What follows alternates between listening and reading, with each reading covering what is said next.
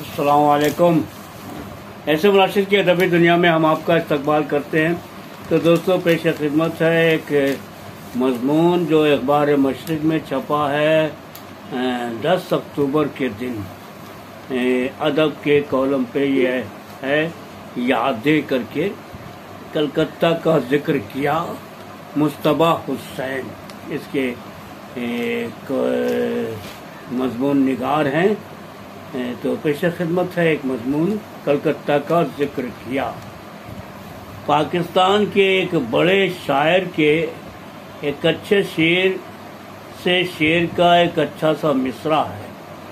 तुम इतना प्यार लेकर क्या करोगे, नफरतों कदूरतों अदावतों और कमीनगियों से आलूदा आज के माशरे में जब आदमी के कान प्यार के दो बोल सुनने की आस में बहरे होते चले जा रहे हैं, और जो ज़बानें प्यार के दो बोल अदा कर सकती हैं वो छोटी छोटी मसलहतों, अनजानी मुफाहमतों और साजिशों के बोझ तले गोंगी बनती चली जा रही।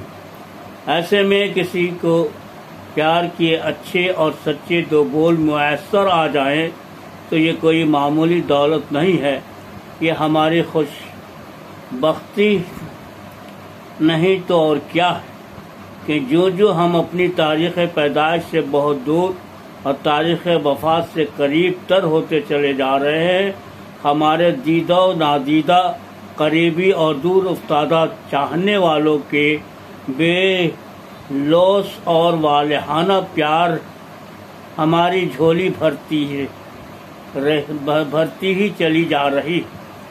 कभी कभी ख्याल आता है कि हम वाकई इतने सारे प्यार को लेकर क्या करेंगे, कहाँ रखेंगे इसे, और इसे संभाल कर रखने के कितने जतन करेंगे। अफसोस कि साइंस की हैरत अंगेज तरक्की के बावजूद आज तक प्यार का अचार डालने का नुस्खा भी तैयार ना हो सका। माना कि किसी को आसानी से प्यार मिल भी जाता हो, लेकिन बसा औकात ख्याल खातिर अहबाब के न रखे जाने के बायस गफलत में आपगीनों को ठेस भी लग जाने का खदशा लगा रहता। इसलिए हम प्यार को एक बड़ी भारी जज्बाती जिम्मेदारी समझते हैं।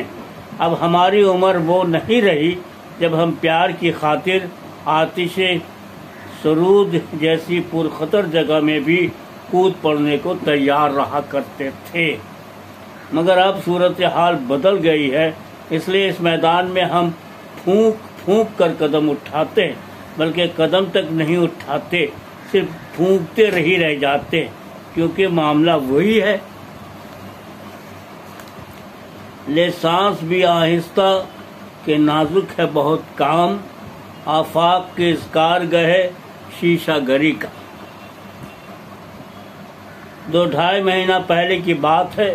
लंदन से उर्दू के अफसाना निगार और बरतानिया में उर्दू के खिदमत गुजार फ़हीम अख्तर का फ़ोन आया। कहने लगे, जनाब मैं आपका पुराना मद्दाह हूँ, पिछले दो दहों से लंदन में मुकीम हूँ। मैंने अपने वालिद सूफी जमील अख्तर लिटरेरी सोसाइटी की याद में एक ट्रस्ट कायम किया, जिसके तहत हर साल उर्दू के एक सरकर्दा अदीब को सूफी जमील अख्तर अवार्ड दिया जाता है। इस सिलसिले का पहला अवार्ड अहमद सईद मलियाबादी एडिटर आज़ाद हिंद को दिया गया था, और दूसरा अवार्ड मलिक ज़ादा मंजूर अहमद को। इस साल आपकी बारी।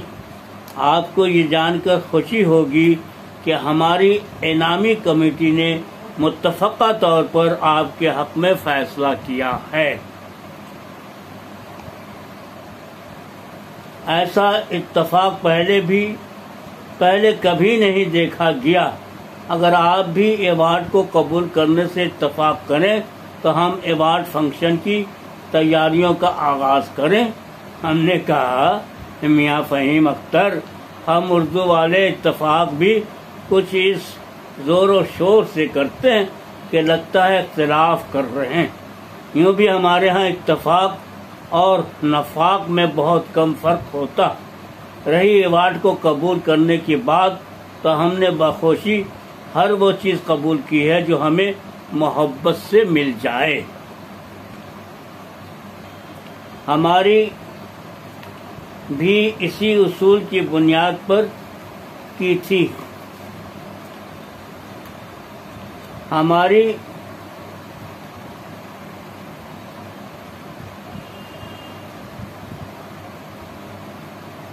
رہی ایوارڈ قبول کرنے کے بعد تو ہم نے بخوشی ہر وہ چیز قبول کی ہے جو ہمیں محبت سے مل جائے۔ ہماری بھی اسی اصول کی بنیاد پر کی تھی۔ آپ تو جانتے ہیں کہ ان دنوں اردو میں ایوارڈ دیے نہیں جاتے بلکہ انہیں حاصل کیا جاتا ہے۔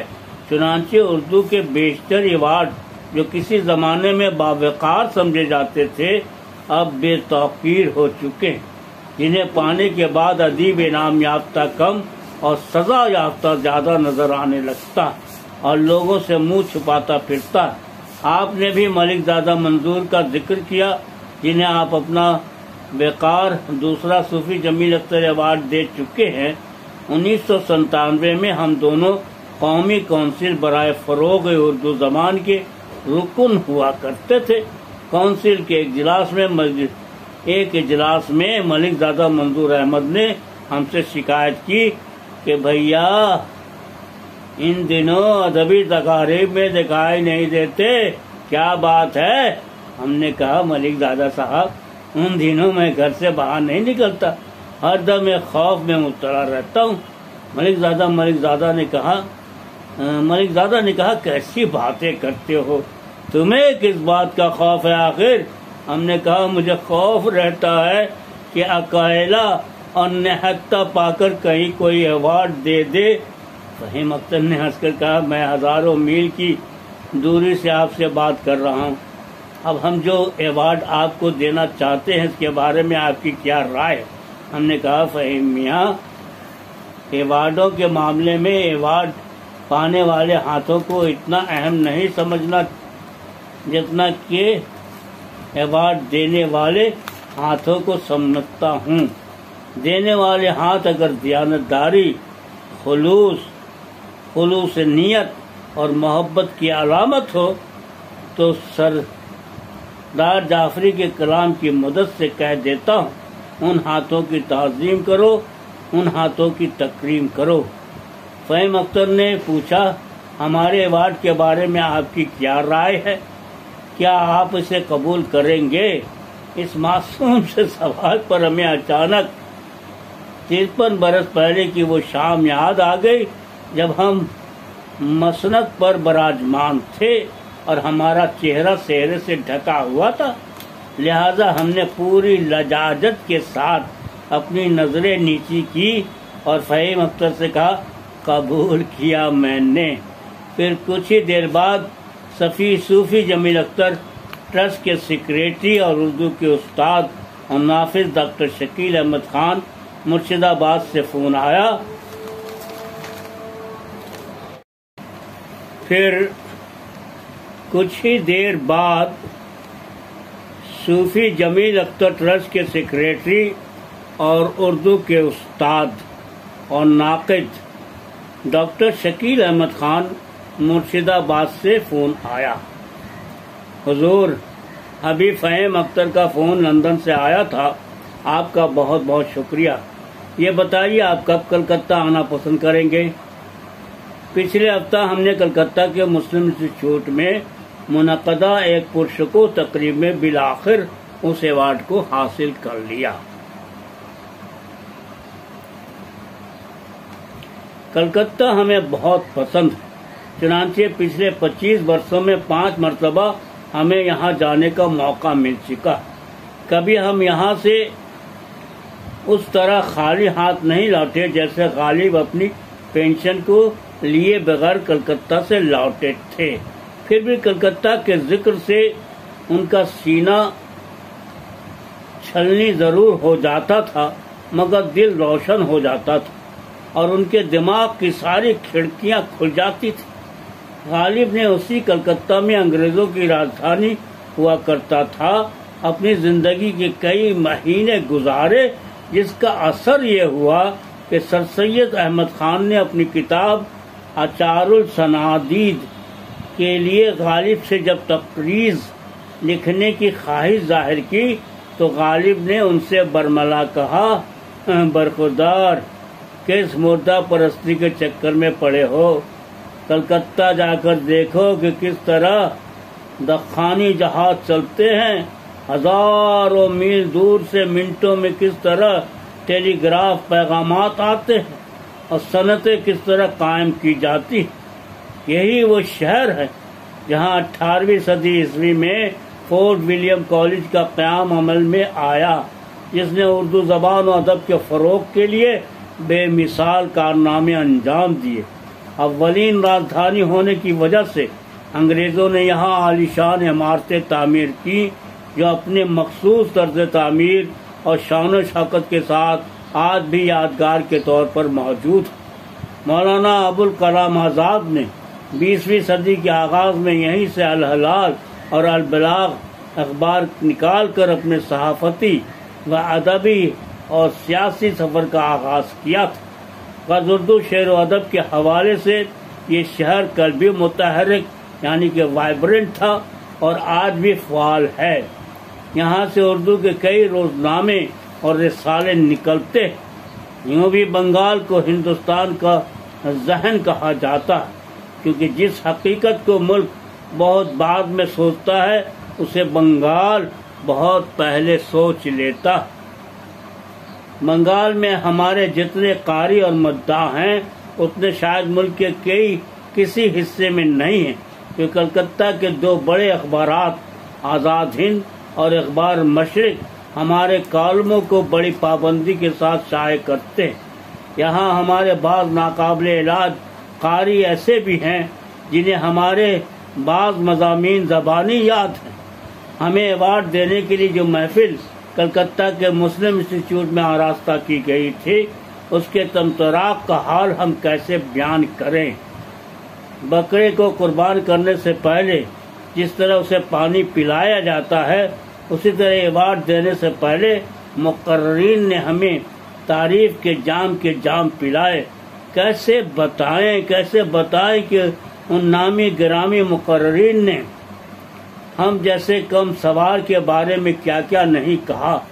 پہلے تو یقین نہیں آتا اور دوسرے یہ کہ اسے بیان کرتے جائے تو رات سی آتی ہے۔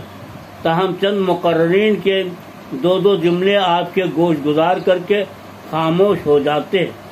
سی پی ایم کے مشہور رہنما اور رکن لوک سبھا محمد سلیم نے ہمیں ایوارڈ پیش کرتے ہوئے کہا، گلوبلائزیشن کا زوال تو ہو سکتا ہے لیکن مجتبی حسین کی تحریروں کو زوال نہیں ہو سکتا۔ احمد سعید ملیح آبادی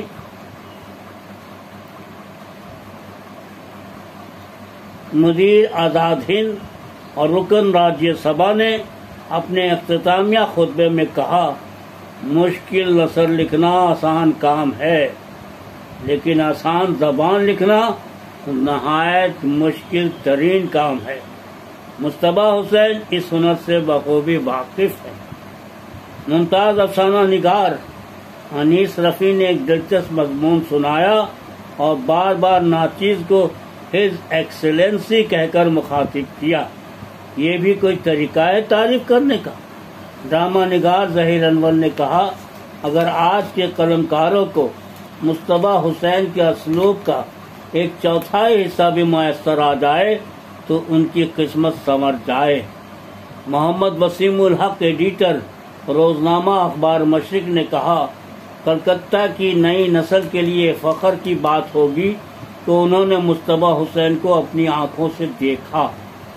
جلسے کے صدر پروفیسر قیصر شمیم نے کہا، مجتبی حسین کی تحریریں مایوس دلوں کو جوڑنے کے کام کرتی۔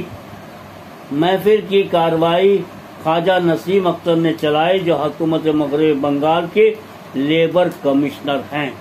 انہوں نے اختر الایمان پر مقالہ لکھ کر پی ایچ ڈی کی ڈگری حاصل کی۔ ہمارے پرانے دوست ہیں، چونکہ محفل کے ناظم تھے اس لیے انہیں یہ کھلی چھوٹ ملی ہوئی تھی کہ ہر مقرر کے بعد وہ ہماری مزید تعریف کریں اور کرتے ہی چلے جائیں۔ وہ تو اچھا ہے کہ ہم مزاح نگار ہیں اور نہ صرف اپنی بلکہ حضرت انسان کی اصلیت کو پہچانتے ہیں، اس لیے کوئی لاکھ ہماری تعریف کرے ہم گمراہ نہیں ہوتے۔ اگر خدا نخواستہ ہماری جگہ کوئی سنجیدہ شاعر یا ادیب ہوتا تو بہکی باکی باتیں کرتا ہوا جنگل کی طرف نکل جاتا اور ناقد اس کی بہکی باکی باتوں کو جدیدیت اور ماں بعد جدیدیت کے کانوں میں ڈالنے کی جتن کرتے۔ تقریب کے دوسرے دن کلکتہ کی قدیم محمد علی لائبریری میں ایک محفل میں شرکت کرنے کا موقع ملا، جس کی صدارت ہمارے دوست اور بزنس مین جمیل منظر نے کی۔ جمیل منظر گیا کہ ایک علمی ادبی گھرانے سے تعلق رکھتے ہیں، یہاں سے ان کے والد اپنے وقت کا مشہور رسالہ سہیل نکالا کرتے تھے۔ ادبی ذوق ان کی گٹھی میں پڑا ہے۔ نہایت ادب دوست، ادب نواز آدمی ہیں۔ صوفی جمیل اختر کے بڑے فرزند ڈاکٹر شکیل اختر کلکتہ کے نہایت کامیاب مصروف سرجن ہونے کے علاوہ سی پی ایم کے سرگرم کارکن بھی ہیں۔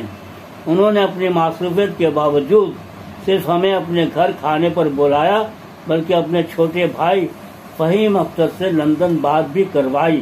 کلکتہ کے 3 دنوں کے قیام کے دوران میں مولانا آزاد یونیورسٹی کے ریجنل ڈائریکٹر اور ہمارے پرانے دوست ڈاکٹر راہیل صدیقی کے علاوہ سمیل جمیل اختر ٹرسٹ کے سیکریٹری ڈاکٹر شکیل احمد خان نے ہمارا بے حد خیال رکھا۔ ہم ان کا شکریہ ادا کر کے ان نوجوان دوستوں کو شرمندہ نہیں کرنا چاہتے۔ تو دوستو، ابھی آپ ایسے راشد کی ادبی دنیا میں ایک مضمون سن رہے تھے جو 10 اکتوبر کو اخبار مشرق میں یادیں کے طور پر شائع ہوا ہے اور جس کا عنوان ہے کلکتہ کا ذکر کیا، اور مضمون نگار ہے مصطفیٰ حسین۔ میں امید کرتا ہوں کہ ان کا یہ مضمون یقیناً آپ کو پسند آیا ہوگا، اور پسند آیا ہے تو آپ ضرور سے ضرور لائک کیجیے گا، شیئر کیجیے گا، کمنٹ کیجیے گا، اور ساتھ ہی ساتھ یہ ہمارا گروپ کی جو صوفی جمیل اختر لٹریری سوسائٹی ہے اس کے لیے بھی ایک بہت ہی اہم یہ مضمون ہے۔ میں سمجھتا ہوں کہ صوفی جمیل اختر لٹریری سوسائٹی نے جب مصطفیٰ حسین کو جب یہ ایوارڈ پیش کیا ہوگا تو اس وقت کا ماحول یقیناً اتنا خوبصورت ہوگا کہ، اور جس طریقے سے مصطفیٰ حسین نے اپنے اس وقت کو اپنے قلم کے ذریعہ ڈھالا ہے، میں سمجھتا ہوں کہ یہ ہمارے لیے خوش نصیبی کی بات ہے۔ تمام صوفی جمیل اختر لٹریری سوسائٹی رکن کو یہ مضمون بہت بہت مبارک ہو۔ تو دوستو اجازت دیجیے، ہم پھر ملتے ہیں آپ کے اسی پروگرام میں جس کا نام ہے شمع راشد کی ادبی دنیا۔ اللہ حافظ۔